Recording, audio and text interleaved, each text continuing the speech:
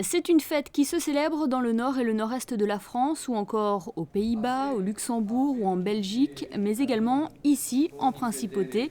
La Saint-Nicolas est une tradition encore fortement ancrée à Monaco. Une messe a d'ailleurs été donnée en monégasque, en la cathédrale.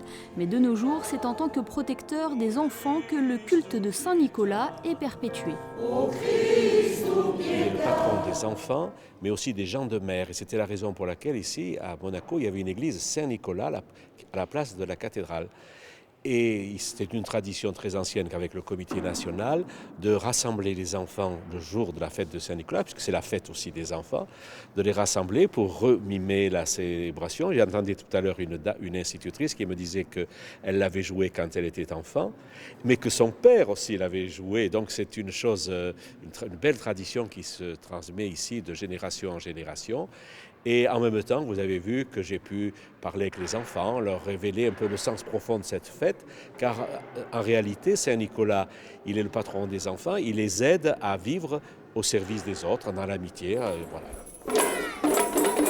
Les enfants scolarisés en Principauté ont en effet participé à cette célébration. C'est le cas par exemple de ces écoliers de 11e et de 10e de l'établissement François d'Assise Nicolas Barré. Ils ont défilé dans les rues du Rocher en tenue traditionnelle, équipés de leurs petits tambours. Ils ont présenté à la cathédrale une scénette sur l'histoire de Saint-Nicolas.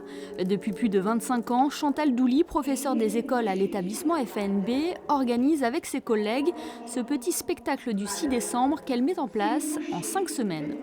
Je pense que l'année prochaine, j'en mettrai une 6e parce qu'on a agrandi le nombre d'enfants. D'une cinquantaine, on est passé à 70, donc il me faut un peu plus de temps pour organiser. C'est surtout les costumes, l'intendance, je dirais, qui demandent du temps également.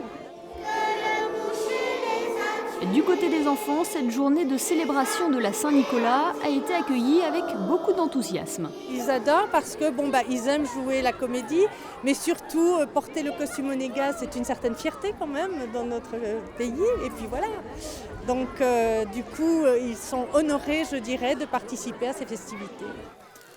Les traditions diffèrent selon les régions, mais elles ont toutes un point en commun, la distribution de friandises aux enfants.